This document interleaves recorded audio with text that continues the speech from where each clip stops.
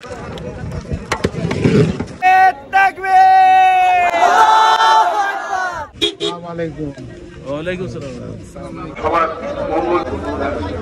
जाना मते যারা কুরআন হাদিস মানে এরা সবাই আহলে হাদিস।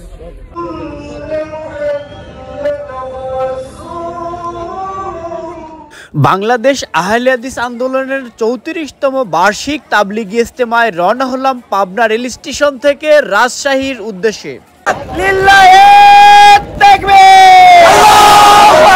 এরপরে লোকাল ট্রেনে উঠতে গিয়ে যা হলো,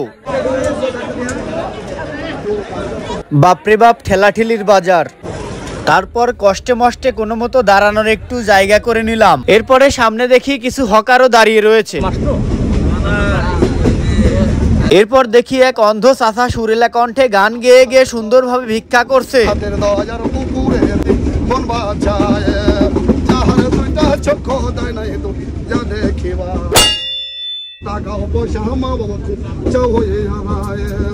এই অন্ধ ভিক্ষুক চাচা কোনোভাবে টের পেয়ে যায় আমি ক্যামেরা দিয়ে ভিডিও করছি।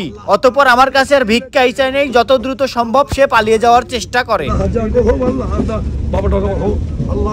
তারপর আমার একটু সন্দেহ হলো ভিক্ষুক চাচা আসলেই অন্ধ কি না। পরে আমি আর এ বিষয় নিয়ে মাথা না ঘামিয়ে আমি সিট খোঁজার চেষ্টা করছি। তবে যাই বলেন, চাচা মিয়ার মতো এরকম অন্ধ সেজে অনেকেই কিন্তু ভিক্ষাবৃত্তির সাথে জড়িত রয়েছে। চাচা মিয়া অন্ধ কিনা সেটা আমি জানি না। যাই হোক, দীর্ঘ পথ দাঁড়িয়ে থাকতে থাকতে আমার পা কিন্তু ব্যথা হয়ে গেছে। এজন্য একটু প্রকৃতি দেখার জন্য জানলা দিয়ে উকি মারছি।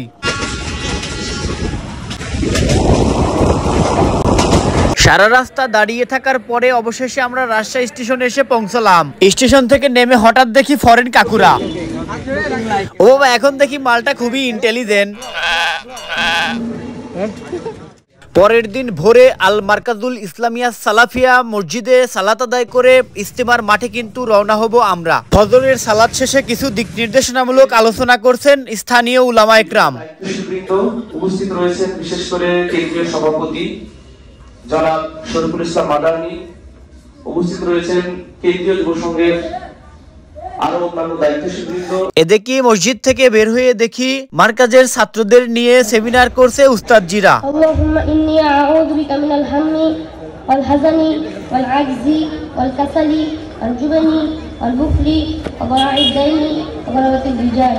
এদিকে হাঁটতে হাঁটতে আমি অলরেডি পাকের ঘরে চলে এসেছি। পাকের ঘরে এসে দেখি এক ইলাহি কারখানা। 64 জেলা থেকে আগত মুসল্লিদের জন্য এভাবেই রান্না চলছে। পক্ষান্তরে কিষান টিভির 2 অ্যাসিস্ট্যান্টকে নিয়ে আমি কিছু পিছনে দেখানোর চেষ্টা করলাম। এরপরে আমি একটু পাকের ঘরে ঢুকার চেষ্টা করলাম। এদিকে দেখি সবাই যার যার মতো কাজে ব্যস্ত রয়েছে। তারপর আমি আর তাদেরকে ডিস্টার্ব করিনি, তারপরে শুধু দেখিয়েছি।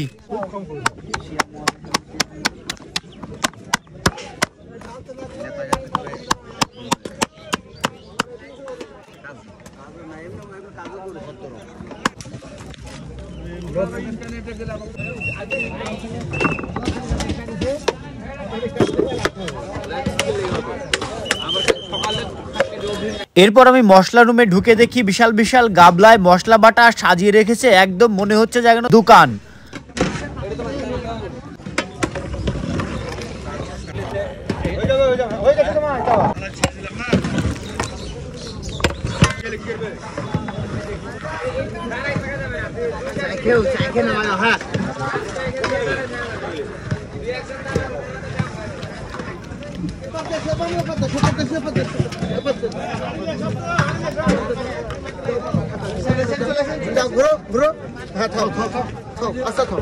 এদিকে ইজতেমার পাশে বিভিন্ন প্রকার বইয়ের স্টল বসেছে এবং বইয়ের স্টলগুলোতে প্রচুর পরিমাণে বই কিনে বেচার ঢল নেমেছে। এদিক ওদিক ঘুরতে ঘুরতে জোহরের সালাতের ওয়াক্ত চলে আসলো।